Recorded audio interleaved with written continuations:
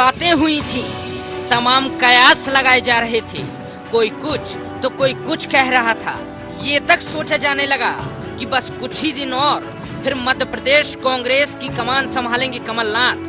नाथ के समर्थक भी उम्मीद लगाने लगे कि जल्द ही होगा तख्ता पलट और यादव को उठाकर कमलनाथ बैठेंगे पीसीसी चीफ की कुर्सी पर। इन्हीं कयासों के बीच हुए राज्यसभा के चुनाव। इस चुनाव की तीसरी सीट पर मचे घमासान के बीच कमलनाथ ही पूरी कांग्रेस को ड्राइव करते नजर आए। इन हालात ने इस बात पर मुहर लगा दी कि कुछ हो या ना हो, लेकिन कमलनाथ का कांग्रेस का सुप्रीमो बनना तय है। लेकिन सभी कयासों पर एकाएक पानी पड़ गया। सभी उम्मीदें एकदम से धुंधली पड़ गईं जब कांग्रेस हाईकमान का ये फैसला आया कि कमलनाथ को प्रमोट करके महासचिव बना दिया गया है और वो पंजाब कांग्रेस की कमान संभालेंगे। बस फिर क्या था, वहाँ फैसला लिया गया और यहाँ सारे समीकरण साफ हो गए। पूरी तस्वीर ही बदल गई कुछ ही वक्त में और तय हो गया कि 10 जनपद से मध्य प्रदेश कांग्रेस के मुखिया को मिल गया है अभयदान। बहुत संभव है कि 2018 में होने वाले विधानसभा चुनाव कांग्रेस यादव के नेतृत्व में ही लड़े। कयास ये भी लगाए जा रहे हैं कि शायद प्रदेश में जल्द होने जा रहे उपचुनाव में कोई रिस्क नहीं लेने के चलते पार्टी हाईकमान ने ये फैसला लिया और यादव के हाथों में ही रहेगी कांग्रेस की कमान। हालांकि पार्टी के मुताबिक केंद्रीय नेतृत्व ने ये फैसला काफी सोच समझकर लिया है और इसके सकारात्मक परिणाम आएंगे। कमलनाथ जी निश्चित हमारे कांग्रेस के वरिष्ठ नेता हैं और विभिन्न पदों पर उन्होंने बहुत लंबे समय तक काम किया है, बड़ा लंबा राजनीतिक अनुभव है और निकट समय में पंजाब में विधानसभा चुनाव होने वाले हैं। निश्चित रूप से वहाँ कांग्रेस पार्टी को फायदा मिलेगा और इसी परिप्रेक्ष्य में शीर्ष नेतृत्व ने उन्हें पंजाब और हरियाणा भेजा है। एक तरफ कांग्रेस है जो इस पूरे घटनाक्रम को लेकर सकारात्मकता की उम्मीद लगाए बैठी है, तो वहीं भाजपा की माने तो कांग्रेस में चाहे कुछ भी हो जाए, मध्य प्रदेश में सरकार भाजपा की ही रहेगी और कांग्रेस का ठिकाना विपक्ष ही रहेगा। कमलनाथ जी आ जाएं या सिंधिया जी आ जाएं या अरुण यादव जी बने रहें, भारतीय जनता पार्टी के मुकाबला करने के लिए इनके पास न कोई नेता है, न नीति है, न ही जनता का इनको समर्थन है और इनका कार्यकर्ताओं के साथ में अलगाव है। नेता कार्यकर्ता को पसंद नहीं है, नेताओं को आपस में संबंध नहीं है। गुटों में बटी कांग्रेस है जिसका न मुद्दों से सरोकार है, न नीतियों से सरोकार है, न समाज की चुनौतियों से सरोकार। निश्चित ही अपने फैसले से पहले काफी कुछ सोचा होगा कांग्रेस हाईकमान ने और मानो पार्टी को यादव से उम्मीद है कि वो कुछ ऐसा करेंगे जो बदलाव लाएगा, कांग्रेस के दिन फेरेगा और उसे मिल सकेगा उसका पुराना रसूख। ऐसे में अब देखना यह है कि यादव को अभयदान देना कांग्रेस के लिए किस हद तक मुफीद साबित होगा। IND24 के लिए भोपाल से विवेक पटैया की रिपोर्ट।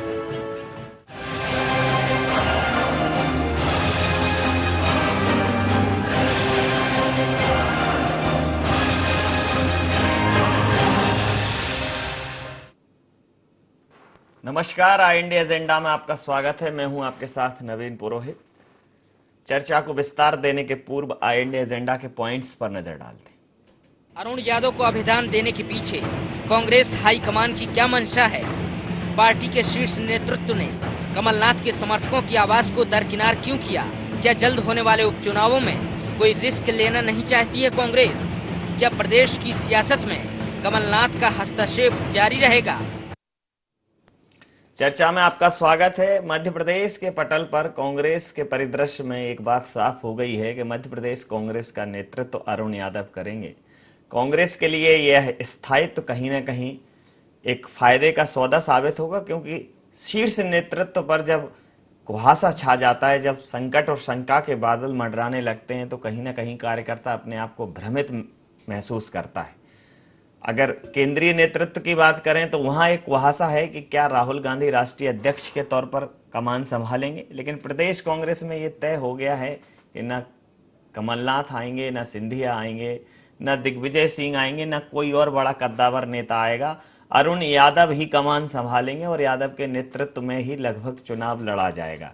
ये बात कांग्रेस के लिए कितनी मुफीद साबित होती है और भारतीय जनता पार्टी इस पर चुटकी लेती हुई दिखाई दे रही है, इसी मुद्दे पर करेंगे चर्चा आज की इस खास पेशकश में। हमारे साथ चर्चा करने के लिए मौजूद हैं भारतीय जनता पार्टी के वरिष्ठ नेता शैलेंद्र प्रधान साहब, प्रदेश प्रवक्ता अजय शाह जी, कांग्रेस के नेता हमारे साथ हैं। आप दोनों महानुभावों का बहुत बहुत स्वागत है। अजय जी, आपसे सीधा सवाल कर लेता हूं। कमलनाथ जी की राज्यसभा में सक्रियता और उसके बाद विधानसभा के लिए उनका रुख पंजाब की तरफ कर दिया गया, तो जिस प्रकार की एक बात हो रही थी कि कमलनाथ आएंगे और कमलनाथ कांग्रेस को संभाल सकते हैं और यादव जी के नेतृत्व में कुछ ठीक नहीं चल रहा है, फिर इस प्रकार का निर्णय या ये सब मनगढ़ंत था? देखिए, सबसे पहले तो मैं आपसे कहना चाहता हूं कि आपने भी कहा ये सब कुछ मनगढ़ंत था और प्रेस द्वारा फैलाई गई भ्रमित एक भ्रांतियां थी। यादव को अभेदान, ये शीर्ष से ही मैं इत्तेफाक नहीं रखता। जहां तक कांग्रेस का सवाल है, सारे साथी काम के, सबका अपना अपना मोल, पार्टी के जो काम आए वो सबसे अनमोल। जी, जहां तक पार्टी की बात है, देखिए, अध्यक्ष हमारे अरुण यादव हैं, उन्हीं के नेतृत्व में पार्टी आज है। आपने यादव को अभेदान जाके जो शीर्षक किया, ये बिल्कुल भी भ्रांति फैलाने वाला है। ऐसा पार्टी में कहीं भी किसी भी स्तर पर यह सोचा ही नहीं गया कि राज्यसभा के बाद ये जो अभी इलेक्शन है, जो कांग्रेस पार्टी जन विश्वास के दौरान ऐसी बात आई थी, आपके कई बड़े नेताओं ने कहा था कि कमलनाथ उपयुक्त हो सकते हैं। नहीं, देखिए, फिर वही बात है कि जो एक परसेप्शन होता है और जो फैक्चुअल चीज होती है, फैक्ट तो यह था कि कांग्रेस में किसी भी स्तर पर कभी भी यह बात कभी नहीं उठाई गई कि यादव को अब बदलना पड़ेगा। कुछ लोगों में, उसमें कुछ हमारे चुनिंदा विधायक भी हैं, आप मुझसे पूछ सकते हैं, उन्होंने यदा कदा कहा था कि कमलनाथ जी को यहां का नेतृत्व सौंप देना चाहिए। जी। लेकिन कमलनाथ जी पर सी कभी उन्होंने अपने मुंह से यह नहीं बोला। देखिए, कमलनाथ जी का खुद का एक व्यक्तित्व इतना विशाल है, इतना बड़ा है, उन्होंने कितने ही प्रदेशों में अध्यक्ष बनाए हैं, तो वो क्यों चाहेंगे कि मध्य प्रदेश के अध्यक्ष वो बने? उनके लिए तो, मैं जहां तक मेरा पर्सनल मामला है, वो तो डिमोशन हुआ। वो तो उनका जो वक्तव्य है विशाल है, उनका व्यक्तित्व है बहुत विशाल है, और उसी के लिए इस चुनाव जीतने के बाद उन्हें तो वैसे क्या होना चाहिए था नहीं, विशाल व्यक्तित्व के चलते? नहीं, उनको फिर से नवाजा गया, जनरल सेक्रेटरी बनाया, और पंजाब जैसे अहम प्रदेश का उनको हरियाणा और पंजाब दोनों में उनको आज कमान दे दी गई है। जी जी। तो हमारे यहां ना किसी से ईर्ष्या, ना किसी से होड़। कांग्रेस में आप माने ना माने, लेकिन वस्तुस्थिति यही है कि ना किसी से ईर्ष्या, ना किसी से होड़, अपनी अपनी मंजिलें, अपने अपनी दौड़, सब लोग लगे हुए हैं अपना अपना किरदार जमाने में। देखिए, पुराने जमाने में एक बार एक फिल्म आई थी आनंद करके, उसमें एक छोटा सा वक्तव्य था, हम सब रंगमंच की कठपुतलियां हैं जिसकी डोर ऊपर वाले के हाथ में है। जी। कब कौन कैसा अपना अहम किरदार निभाना है, ये आला कमान तय करेगा, और जो आला कमान बोलता है, सब लोग उसी शिद्दत से, उसी समर्पण की भावना से अपना अपना काम कर रहे हैं। जी, आपकी बात पर प्रतिक्रिया ले लेता हूं।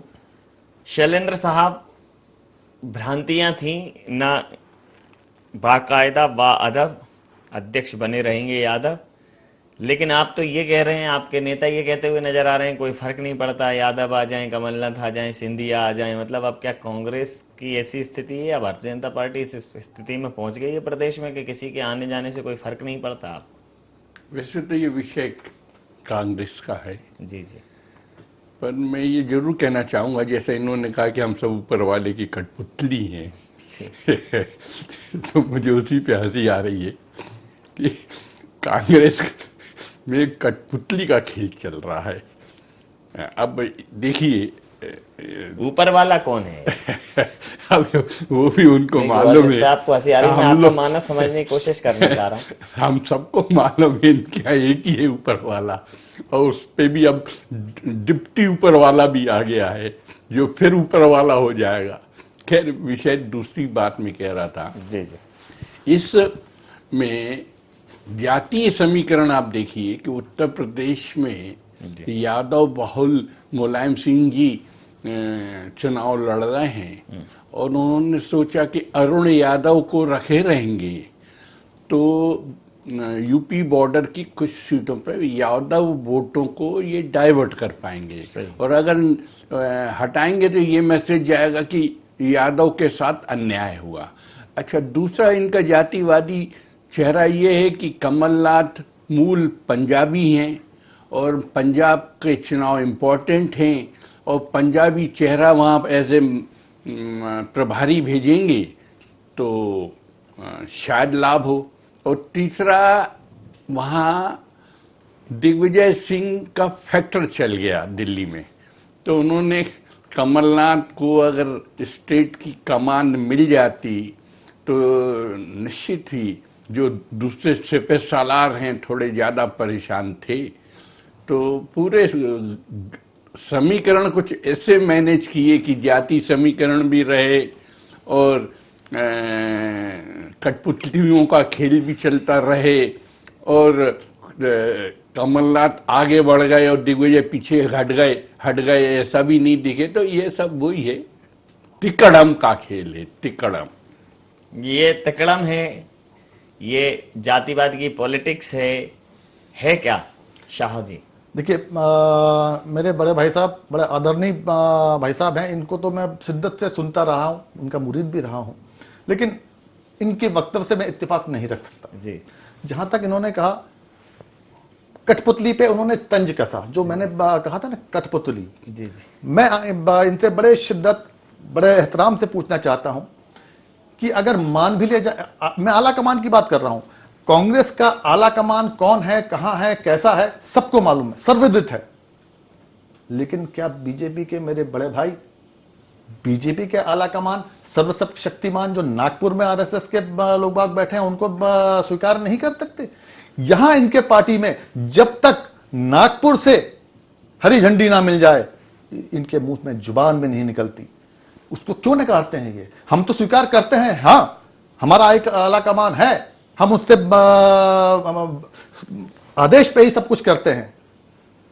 आपने एक बात और कही कि जो समीकरण की बात, तिकड़म की बात, सफलता का रास्ता एकदम सीधा होता है। हम बीजेपी जैसे टेढ़ी मेढ़ी पे चाल पे विश्वास नहीं करते। सफलता का रास्ता एकदम सीधा होता है, दिक्कतें उनकी होती हैं जिनकी खुद की चालें बड़ी टेढ़ी होती हैं। इन्होंने देखिए, उनको मालूम था उनके पास संख्या नहीं है राज्यसभा में, लेकिन तब भी तीसरा उम्मीदवार उठाया, बिठाया और लड़ाया, और उसके बाद कहते हैं मुझे तो मालूम ही नहीं। उनके जनरल सेक्रेटरी अध्यक्ष जी कहते हैं, उनके सीएम साहब कहते हैं, आप मुझे यह बताइए कि general secretary of BJP independent filing कर रहा है, उसको 10-10 बीजेपी के विधायक सपोर्ट कर रहे हैं, लिखित में उसका समर्थन कर रहे हैं, और बीजेपी का मुखिया बोलता है कि मुझे तो मालूम नहीं है, मेरे से तो डिस्कशन। इससे बड़ा फरेब और क्या हो सकता है? और क्या हो सकता है साहब?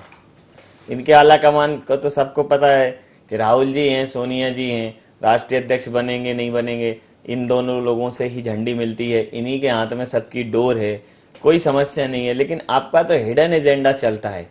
दिल्ली की सरकार नागपुर से संचालित होती है और ऐसी कुछ बात कह रहे हैं, क्या प्रतिक्रिया रहेगी आपकी? और दूसरा, चाल आपकी टेढ़ी है। हाँ, निश्चित ही हमारा कार्यकर्ता नीचे से आता है, बूथ से आता है, बूथ से फिर हमारा गांव की कमेटी बनती है, ग्राम पंचायत बनती है, फिर हमारी वार्ड की कमेटी बनती है, फिर मंडल की कमेटी बनती है, फिर जिले की कमेटी बनती है, फिर प्रदेश की कमेटी बनती है, और फिर राष्ट्रीय कमेटी बनती है, और फिर राष्ट्रीय अध्यक्ष और प्रदेश अध्यक्ष। बिल्कुल हमारा तो बड़ा आड़ा टेढ़ा रास्ता है, इनका तो बिल्कुल सीधा, ऊपर से कठपुतली। उन्होंने क्या नाच बंदे नाच, तो वो नाचने लगा। अब देखिए, ये संग कर रहे हैं।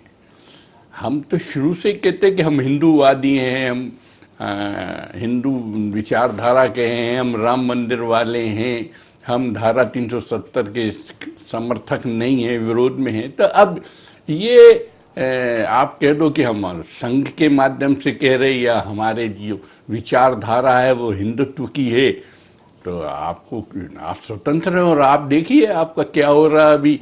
वो कैराना में क्या हुआ आपको मालूम है, अखलाक के ऊपर कितना बवंडर मचा। और जब कोई हिंदू प्रताड़ित होता है या कश्मीर के पंडितों के बारे में आप सहमत नहीं होते हैं तो, और वो मालदा में क्या वो हुआ तो आप बोले तक नहीं। और जेएनयू में जब वो कन्हैया कुमार और वो कौन था अरबान, वो कुछ बोल रहे थे तो राहुल गांधी मिलने गए, उनको बड़ी सहानुभूति हुई। तो निश्चित है आप तो, हम लोग तो सांप्रदायिक हैं और आप सेकुलर हैं।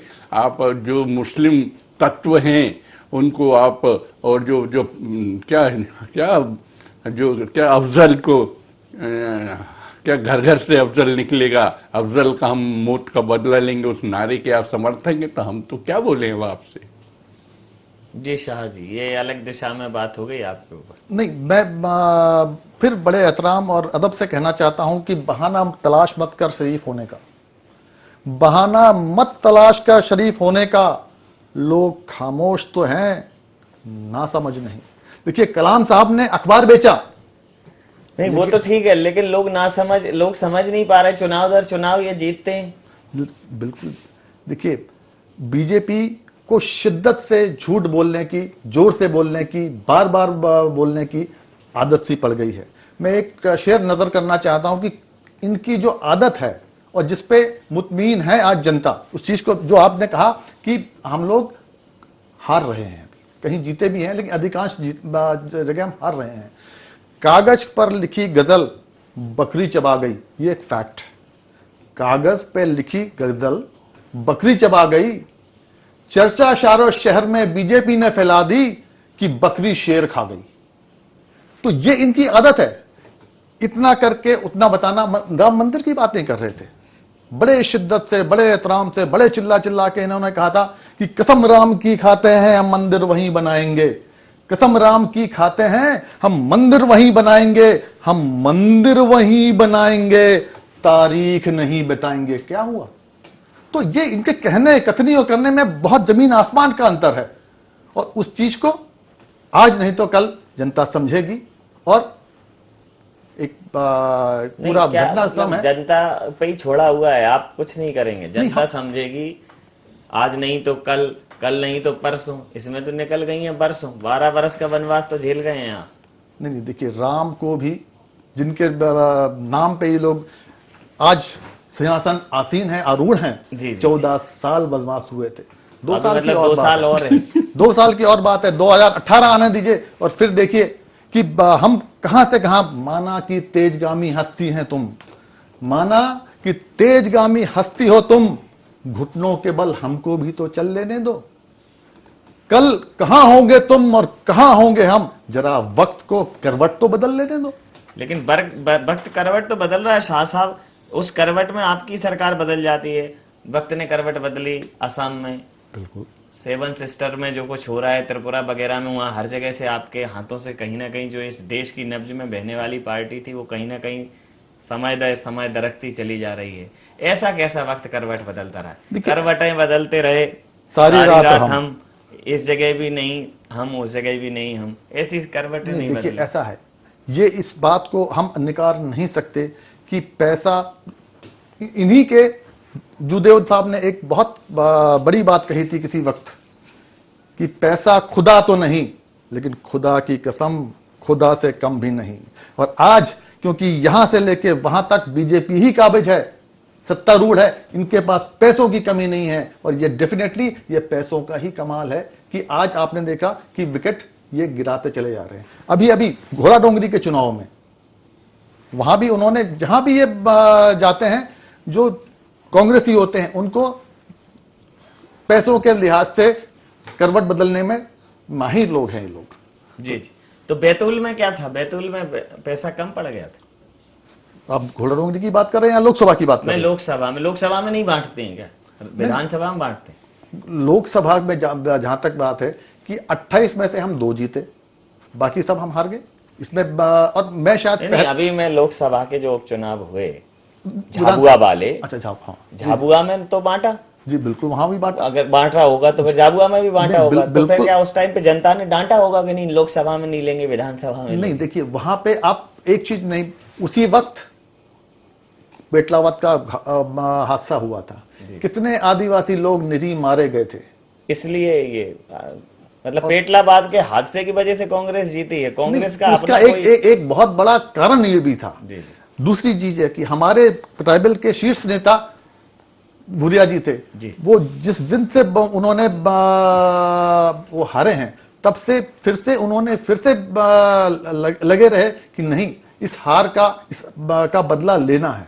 और उनका जो काम उन्होंने किया और शिद्दत से लगे रहे, उसी का प्रताप है। और जिसको बोलते ना, जो पेटलावत का जो हादसा हुआ, जो ब्लास्ट हुआ, वो कैटलिस्ट का काम जिसने किया, कि जो अच्छा काम वो कर रहे थे, वहां लगे हुए थे, उसी को उसने कैटलिस्ट का काम करके उस चीज को रिएक्शन करके और बड़ा बना दिया। इसी कारण था कि 8 में से 7 सीटों पर कांग्रेस विजय हुई।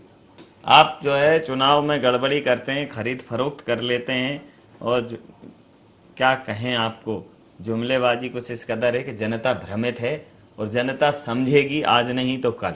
अभी हालांकि कांग्रेस की तरफ से ये स्पष्ट नहीं है कि कांग्रेस समझाएगी जनता को, लेकिन जनता के ऊपर कांग्रेस ने छोड़ा है और कांग्रेस को ये विश्वास है कि जनता आपको कभी ना कभी आईना दिखाएगी। क्या दिखाएगी? सुबह जरूर आएगी, सुबह का इंतजार कर, कांग्रेसी हमारे सुबह का इंतजार कर रहे हैं। अब वो पैसे वैसे की बात कर रहे हैं, तो हेलीकॉप्टर घोटाले में इटली की कोर्ट ने इनकी शीर्ष नेता का नाम लिया है। अब कोल घोटाले में इनके एक सांसद कोर्ट कचहरी कर रहे हैं। अब इतिहास तो या जो कहते हैं रिकॉर्ड्स तो इनके बढ़िया हैं, तभी तो जनता ने इनकी हालत दिल्ली में तो ऐसी कर दी। और मध्य प्रदेश में भी 8 विधानसभा उपचुनाव में से 7 भारतीय जनता पार्टी जीती। अब आप जनता का अपमान कर रहे हैं तो अलग बात है, वरना जनता ऐसे वोट देती नहीं है। भारतीय जनता पार्टी का काम है, माननीय शिवराज जी का काम है, छोटे दबे कुचले लोगों के बीच में उनका काम है, महिलाओं में उनका काम है, हर क्षेत्र में उनका काम है। और उसके कारण भारतीय जनता पार्टी जीत रही है। और आप बोल रहे हैं कि पैसे बट रहे, अरे भैया पैसे कमाए आपने, पैसे पे आरोप आपके लग रहे हैं। और वो ये है कि उल्टा चोर कोतवाल को डांटे, आप डांट भी रहे हो, तो अब क्या बोले हम आपसे? शाह जी, मैं तो सब इतना ही बड़े भाई साहब से कह सकता हूँ, तुम मुझ पे लगाओ मैं तुम पे लगाता हूँ, तुम मुझ पे लगाओ मैं तुम पे लगाता हूँ। ये जख्म मरम नहीं है, इल्जामों से भर जाएंगे। लेकिन फिर देखिए, आपने बातें की अगुस्टा वेस्टलैंड की जी, आप भूल रहे हैं कि उसी जज को जिसको आप कोट कर रहे हैं, उसने कहा है कि इसमें सिर्फ रेफरेंस आया है सोनिया गांधी जी का, इसमें पैसा लेने की बात उसने स्वयं इंटरव्यू में आपने बताया है कि नहीं हुई है। दूसरी बात जो है कि जो जनता को जिस तरह से अभी आप ही चला रहे हैं कि अजाक्स की रैली में हमारे ग्रेट सीएम साहब ने सार्वजनिक रूप से कहा कि हम मंत्रिमंडल में इसको पास करेंगे। और इसका मतलब यह है कि जो कुछ आज हाई कोर्ट में या सुप्रीम कोर्ट का जजमेंट है, उसके खिलाफ उन्होंने सार्वजनिक वक्तव्य दिया है। क्या यह कोर्ट की अवमानना नहीं है? क्या यह बेवकूफ बनाने की पराकाष्ठा नहीं है? नहीं तो आपने क्या किया उसमें? उन्होंने तो जो किया सो किया। हम तो पहले भी आरक्षण के पक्ष में नहीं छल फरेब की फिजा कर में फिर भी हम चुप हैं, सच का अंतिम क्रिया कर में फिर भी हम चुप हैं। आपको सब पता है, आप चुप हो नहीं। अन्याय करने की तरह अन्याय सहने वाला भी कांग्रेस चुप नहीं है, कांग्रेस चुप। आपने अंतिम क्रिया की बात की, मुझे बहुत अच्छा याद आ गया, किसी चैनल पे मैंने कहा था कि आदिवासियों की परंपराओं को ये मामा की सरकार वहां भी हमको ठीक से जीने नहीं देगी, मरने नहीं देगी। इसी घोड़ा डोंगरी चुनाव में जब गोंड जाति के लोग अपने लोगों को दफनाते हैं, जलाते नहीं हैं, मामा की मौजूदगी में उन्होंने अपने बीजेपी के सज्जन सिंह वर्मा को जलाया है। अगर दूसरी बात ले लें कि हिंदुत्व की बात करते हैं, तो हिंदू लोग भी भाई साहब एक बात मेरी सुन लीजिए, सूर्यास्त के बाद मुखाग्नि नहीं देते। 7:30 बजे शाम को उसको मुखाग्नि दी गई जहां मौजूद थे मामा। ये कैसी परंपरा की बात करते हैं और अंतिम संस्कार की बात करते हैं। चलिए, बहुत समय सीमा के चलते निश्चित रूप से मैं ये चर्चा यहाँ समाप्त करूंगा। आप दोनों महानुभावों का बहुत बहुत धन्यवाद, बहुत बहुत आभार। तो मध्य प्रदेश के पटल पर कांग्रेस स्थायित्व के साथ सामने आई है। कहीं भी किसी भी प्रकार की कोई ऐसी बात नहीं थी। ये एक भ्रम था जो कतिपय लोगों द्वारा फैलाया गया था और मीडिया में इस भ्रम को काफी मजबूती से तवज्जो दी गई, जिसने एक ऐसा माहौल खड़ा कर दिया जो कांग्रेस के ऊपर शंका और संदेह पैदा कर गया। लेकिन कांग्रेस पूरी मजबूती के साथ लड़ रही है और कांग्रेस जो है सो है। कांग्रेस का कोई हिडन एजेंडा नहीं है, लेकिन राजनीति में बहुत सारे एजेंडास को साथ लेकर चलने की जरूरत है। बहुत सारे प्रावधानों को साथ लेकर चलने की जरूरत है। बहुत सारे रास्तों पर एक साथ कदम ताल मिलाने की जरूरत है। इसीलिए कहते हैं कि राजनीति बहुत त्रिशूली है, कभी कभी लंगड़ी है, कभी कभी लूली है, और इसने आगे जाने की उजरत खूब वसूली है। और ये उजरत कौन देने को तैयार है? वही हजरात सत्ता की राह तय करेंगे। IND एजेंडा में इतना ही। आप बने रहिए IND 24 के साथ और देखते रहिए IND 24। नमस्कार।